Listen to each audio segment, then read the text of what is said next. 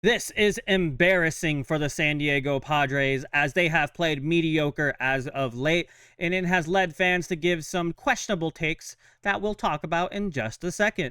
Before anything, firstly, hi, welcome back to another episode of Padres Digest with your host, Andrew. Today was not a good day. I'm upset, but for different reasons than you might expect. So before anything, though, please subscribe. So I don't have an AJ Cassavell recap today, but this is a good way to sum it up. Embarrassing. Find a way to get the next two. So I'm not like mad. I'm just a little bit like disappointed. I just felt like the Padres didn't want to win today, and then they kind of felt like they did at the end of the game, and then it just obviously didn't work out. So like genuinely, I'll admit this: I did have things to do. So when it was 7-2, I was like, okay, well I got to go do other stuff. So I didn't watch the entire game, but I don't think I really had to to see how this was going. So sucks. It sucks, right? So bad and weird loss. Doesn't matter how much talent is on the roster, is if execution is lacking. A lot of innings from low leverage bullpen arms this week. High leverage arms are rested. No excuse not to chase series win next two. So yeah, we're not playing great, and like I don't know how to describe it. It's like even if we win games, I feel like we're not playing super. I mean, we had some good games, don't get me wrong, but like there's something about this team right now where I feel like, I don't know, maybe it's like overconfidence, or maybe they're just like not caring or something. Because I swear, like, we have so much talent on this team. I feel like a lot of players are just like playing disappointingly. You know what I mean? And it sucks that, like, I swear we've seen Yuki Matsui more this past couple of weeks than we have in like a few months. Like, we're not using any of our bullpen arms. And like, I'm not mad that we're not, but I'm more upset that we're not putting him in the situation to like come out. You know what I mean? Like, I feel like we're always playing down. And I think I had that as a point. Let me double check. I thought I did. I guess not. Maybe it's a different picture. But like I was saying, the fan base has some very interesting takes. So I'm a little upset with the fan base. That includes you guys sometimes, because I've seen some Twitter comments, I've seen some Reddit comments, and I've seen some of your guys' comments. And I think we should, just for the fun of it, go over some of the things I've been seeing. So for starters, I saw this tweet, and there's some things I agree with and some things I do not. Arraez is the laughing stock of the league. Little too harsh, but like I've mentioned in the last video, he's playing pretty poorly right now, and he's kind of being our scapegoat right now. I'm not saying everything's Arraez's fault, but he's definitely not helping himself, right? Manny has been lousy. Yes, Manny Machado has been pretty poor for the entire month. But I've seen a lot of people, comment sections of these videos, Twitter, giving Manny like so much crap, like he's the worst player in the league. Manny Machado was literally our entire offense for like a good part of this season. Like, we were literally only winning games because of Manny Machado. Yes, he is playing absolutely horrible right now. I'm not saying he's not, but don't just call him a horrible player. Like, he's still a great player. He's just ice cold right now. Like, the fact that some people are like calling him unclutch, horrible player, horrible contract, like, he's not unclutch. Like, he has a good clutch hitting stats. Just look him up. I should have grabbed him, but I didn't. But like, he has good clutch stats. It's just right now he's playing horribly. So don't call Manny Machado horrible. Like, you're not paying attention if you think that. Tatis is a single walk merchant. There's nothing wrong with someone getting on base. Like, you guys give like you guys can't decide, right? You want Arraez to start hitting. You like Arraez as a contact hitter. You like that's his game, right? But you don't like when Tatis does it. And yes, I know we're paying Tatis a lot of money, and he does have power. But like, it's like you want Arraez to do his thing, but you want Tatis to not do Arraez's thing. You want him to do Tatis's thing.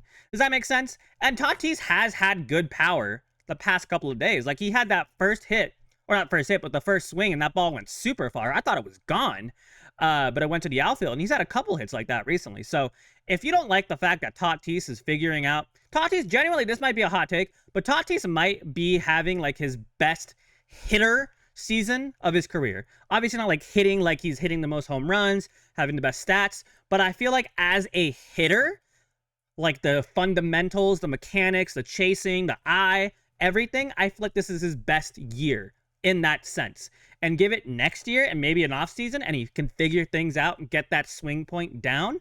He could be super. He could have his best season next year, genuinely. And also, another thing that's really annoying me, I see so many comments, tweets, everything about moving Tatis back to shortstop.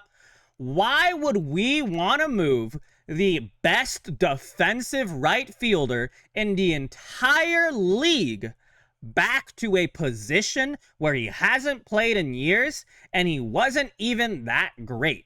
Like, yes, he was really good, but his defense at shortstop is like Manny's defense at third base right now. Like, he'll make super flashy plays, but then he'll screw up some fundamental plays. Like, remember when we lost that game against the Dodgers because he dove on that bunt? Like, why would we want to move a guy who's the best defender in the league at his position to a position where he hasn't played in years? Like, what is the logic in that? And I saw people like, well, maybe if he plays shortstop, his power will come back. What?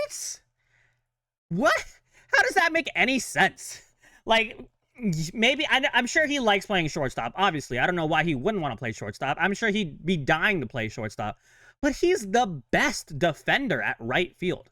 Why would you want to give that up? You know what I mean?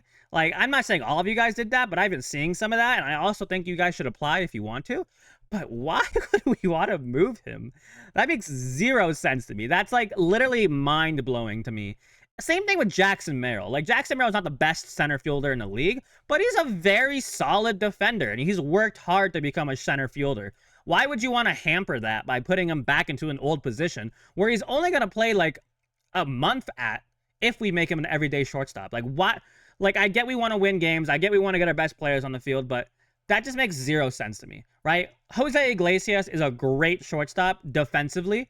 Hitting-wise, he's had moments, right? He's not like the same hitter he was last year, but, like, I'm happy with having Iglesias at shortstop. But like I said, Christian said in his last video, and we both agreed on this, I think moving Cronenworth to shortstop, which I know his defense is not as good at shortstop as it is in second place, but I think moving him to shortstop, which means that Arraez can stay in the lineup. Not that I want him in the lineup, but Shildt's going to put him in there anyways. Having him at second and then O'Hearn at first. DH is Sheets, because Sheets is playing really good right now. And then Merrill back where he belongs and Laureano back where he belongs. I think that's a good idea. It's not going to happen, but I would be happy with that, right? Also, another thing I'm seeing, this is going to be a rant about what I've seen. I saw a lot of comments on these videos recently that were like, I like Andrew better. I like Christian better. Andrew's a blabbermouth. And I am. I agree with you. I am. But listen, why do we have to fight over who we like more? There's two hosts on this channel. You have literally the best of both worlds. Like, if you don't want to watch me and you want to watch just Christian, that's okay. There's two of us. You know what I mean? Me, like Christian was saying, me and him are friends. We help each other out a lot. Like me, Christian's literally the best co-host I could ask for because he communicates with me. If I have a video idea and I want to post it at this time, I let him know and he's like, sure, fine. If he doesn't have a video idea, I'll give him an idea. Yes, I can make that video myself, but I want to share because I want both of you guys. I want all of you guys to experience both of us. So stop with the I like Andrew more. Stop the I like Christian more. It does no one any good. It, like, not to sound mean, but also no one asked. You know what I mean? Like, I appreciate that you like me a lot. Like, I like, it fuels my ego, I promise you. But, like, I love Christian. I've literally been watching Christian longer than most of you guys, because when I applied to this job, like, I was like, that's cool, and I started watching Christian. I've been watching Christian since before I got hired here, and then for some reason they hired me, and now I still watch him. So, like, listen, you have the best of both worlds. Stop complaining. I love you. Stop complaining. Okay. Sorry, I got super off on a tangent. Shildt benches two of their best hitters. Yeah, I mean, he does do that. I'm not going to pretend like he isn't. And Sheets is definitely going back to the bench when Merrill's back. Traded a good starter for a crappy catcher. No way are we complaining about Freddie Fermin already. First of all, it's been like 2 months. Calm down. Second of all, Freddie Fermin is such an upgrade from Maldonado that it's insane to me. Yes, he hasn't been hitting as good as he had been when we first got him. And yes, I genuinely thought that... Hold on, my dogs are barking. Let me yell at them real quick. Okay, hi. Sorry. My dogs and my neighbor's dogs just love having barking matches, and normally it's funny, but it's 9 o'clock at night. I'm not trying to get kicked out of my house. Anyways, I like Freddie Fermin. has been such a like improvement at the catching position. Like if you only see his offensive stats and you're like, he's a bad catcher, that's such a casual take. And there's nothing wrong with being a casual. It's fine. I'm here to educate you, which sounded really arrogant, but I am, right? But he has done so much. He is miles and miles better than any catcher we've had this year, just defensively. And he's still a better hitter than Diaz and Maldonado. You guys expect every player we get to turn into like the next MVP candidate. Like that's not gonna happen. He's not Cal Raleigh. He's not I can't think of a better catcher right now. Holy crap. What happened to me? He's not gonna be an MVP. He does a solid job and he plays really good defense, and it seems like the pitchers really pitch well with him catching. So why would you want to call him a crappy catcher? Not if you don't want to call him if you don't want to say he's a great catcher, fine, right? He's a good, solid catcher, and I'm happy he is on this team. Yes, it hurts that we lost Kolek and Bergert. I'm not gonna pretend like it isn't, but come on, y'all. Like at least give him a chance. You know what I mean? Oh, excuse me. Can't even use a super pen. Yeah, that's a little frustrating, not gonna lie. And then can't hit home runs, left-handed pitching, or with runners in scoring position. Yeah, that's frustrating. I just went on a whole rant. I'm so sorry, y'all, but I'm not actually sorry because I had a lot I wanted to get off my chest. But yeah, I can show you on this too. Like runners in scoring position today, 2 for 8. Not great, right? Not great at all. But did I have more about the, let me double check something. Nestor Cortez is me right now. Sad as heck. But yeah. Oh yeah, this. So people will really see Shildt bat Arraez consistently at second, no matter what, and really think there's even a remote possibility he'd move Tatis or Merrill to shortstop in order to get more offense into the lineup. Yes. He's not going to... First of all, he would never do that, right? They should never put them at shortstop, but Shildt will never do that anyways, which is like the one thing I've actually agreed with Shildt this past couple of weeks. Like I actually agree with that. Do not put them back in shortstop. That makes 0 sense, but you guys should apply if you want to. But yeah, I've already made my rant about that. Let me know what you guys feel. Just comment. I'll tell you why you're wrong if you'd like, but feel free to comment it. And then moving on. This thing, I thought this was very interesting. It makes sense, but it's very interesting. Padres starting pitching since August 1st have only thrown 122.1 innings. That's 23rd in the MLB in that time period. That's putting a lot of extra work innings on the bullpen, but not really the high leverage. I mean, yeah, the high leverage guys, but like recently it's all been low leverage. Like Wandy Peralta, Yuki Matsui, and David Morgan have pitched so much. I think we've actually hurt David Morgan by how much we've pitched him, because like now he's not playing super great like he once was. So I actually think we're hurting David Morgan at this point. And I'm not saying like we should put Mason Miller in the 4th inning. Like, yes, I'm happy with him being a 7th inning, 8th inning guy. What I'm more upset about is a starting pitching. Like it's good and it's better than it was. Well, no, I don't want to say that. It's good. It definitely hurt when we lost Kolek and Berger. I'm not going to lie. But I don't hate what we have, but I don't think it's enough or good enough. I'm actually going to have a video tomorrow that's going to update the Michael King injury, but I'm also going to talk about a player that just got released that could be an interesting pickup. I'm not saying we should, but it could be an interesting pickup. So stick around tomorrow morning for that. But yeah, I feel like I know we have a super pen, but I think we should at least try to get our starters to go a little deeper in games. But yeah, I mean, we'll talk about pitching real quick. We do have Nick Pivetta tomorrow, so hopefully he can go a good solid 7 and help the bullpen and help us win. But yeah, I mean, Cortez didn't look great. I didn't really understand the full context of why he got tossed. I get that he said something, but like, was he just trying to stall for the next pitcher? I'm assuming so. It just felt like why would he need to get ejected for that? I don't know. I have no context, so I don't want to speak on it, but I thought that was weird, but whatever, right? I just like it didn't feel like a great game for him, which is disappointing because he had a really good game against the Dodgers, but it's I guess kind of what we should expect from Cortez. I mean, it wasn't like a horrible game. Like it was, we've had worse pitching performances, don't get me wrong, but I don't know. It's fine. We'll move on, right? And then Wandy Peralta and David Morgan, Yuki Matsui, they kind of, I don't want to say disappointed, but it could have been better. I mean, Yuki Matsui is literally the worst pitcher on our team right now, and it hurts me so much. And Alec Jacob has looked better recently. Like, if he'd been using him a lot, luckily, because we kind of need him to pitch a lot, but he hasn't looked horrible. I mean, he's been better than Yuki Matsui, to be honest, but Yeah, I mean, it makes me sad that we can't do anything with Yuki, even though I love Yuki. But like, we can't release him, or we got to pay 20 million. We can't send him to the minors because we literally cannot. So the only thing we can do, which will not happen, I wish it would, but it's not going to happen, is leave him off the playoff roster because we can do that, but it's not going to happen. But you know what? It's okay. It's okay. In Mike Shildt, I sometimes trust. But yeah, some bad baseball being displayed this inning. Absolutely. I didn't mention the biggest thing, but one of the ugliest losses this season. I wasn't watching when it happened, but how many runs did Jake's error lead to in total? 4 total, 2 on the play. So I don't want to say it's all Jake Cronenworth's fault today, but there was some, I feel like there was 2 plays where like he could have made the play and he just didn't. And like, I know everyone's going to like jump on him and be like, Cronin worthless, you suck, get off our team. Bad days happen. You know, bad days happen. I'm sure he had a bad day. I'm sure he's more pissed off than you guys are.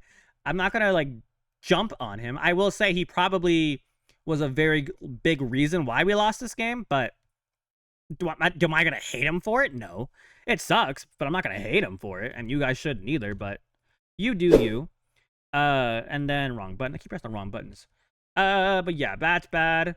But yeah, you aren't going to win many games trying to come from behind every single night. Our starting pitchers have got to start leaving the game with a lead.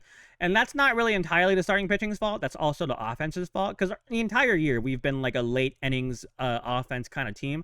Like we start slow and then we do good around the end of the game. So it's not entirely the starting pitcher's fault. But when you're giving up 4 earned runs in 3 innings, like you're not helping us either. You know what I mean? For the love of God, change the batting order. Reddit knows, the organization knows, all of San Diego knows, and even your mom knows. Arraez should bat lower, so just do it. I also saw a stat that was not a stat, but a comment that was really interesting about how Arraez batting second has literally only happened this year. Like when he played at Minnesota, he always batted leadoff. In Miami, he batted leadoff or third. And then last year, for like the majority of the year, he batted leadoff. But now we have him batting second. And he's having his worst year yet. And I'm not saying he's batting second and that's the reason why he's sucking. Like, we've made a video about what's been going on with him. But Mike Shildt, like, read Twitter. Watch these videos. Read Twitter. Read anything. Like, I don't know. I don't know how to feel or, like, how to explain this. But sometimes I wish our manager would just watch Twitter. Or go on the internet. You know what I mean? Whatever, right? What do I know? I'm not a baseball savant. I'm just a guy on YouTube, but I think I know more. I think I know enough, at least, to put Arraez down to, like, at least 5th. You know what I mean? For the love of God, yeah, we did that one. Okay, so yeah, this video is so long. I'm so sorry, y'all. I've been ranting the entire video. But yeah, I think that's everything, right? Oh yeah, Gavin Sheets is on a gosh dang heater. Gavin Sheets needs to get more playing time. He's not going to get it, but he needs to get more playing time because he has been really good. But yeah, offensively from Machado, not a great game. O'Hearn, not a great game. Laureano, not a great game. So yeah, if anyone says Machado sucks, but then like in the same breath forgives Laureano, like Laureano's had his moments, Machado's had his moments. I mean, 3 strikeouts isn't great. I'm not going to say it's not. But like, come on. Like, let's at least be fair to everybody, right? But Gavin Sheets is our best hitter right now. Jose Iglesias has earned more starts at shortstop, I think, in my opinion. But yeah. Also, Willie Wagner being subbed in for Freddie Fermin was certainly a choice with bases loaded. Didn't work out. I don't hate that he did that, but I don't know. If it worked out, it would have been a great decision. Because it didn't work out, it was probably a bad decision. But yeah, if I missed anything, let me know. I went off topic today, but yeah. Thank you guys so much for watching. Let me know how you feel about all my takes. Did you like them? Did you hate them? What would you rate them? And how do you feel about tomorrow's game? You think we got it? Or you think we're still worried about how the team's going to play? But yeah, one thing I do want to mention real quick, if you made it this far, thank you so much. I love you. But I'm going to be out of town for the next 2 days. I am going to bring my laptop so I can possibly record, and no promises. Just for FYI's sake, my laptop quality is much worse. Not much worse, but the camera does not look great. It's an integrated web camera from a laptop, so it's not going to look like this, right? But I'm going to bring a mic, so it shouldn't be horrible. But no promises that I can post. Or if you just say, Andrew, I don't want to watch your crappy web camera, laptop camera videos, let me know. Because if you don't want me to post a crappy video, I won't be a crappy video. But you get what I'm saying. Anyways, yeah, super sorry this video is so long. But thank you guys so much for watching. Have a fantastic rest of your day. Go Padres, and please subscribe. Goodbye.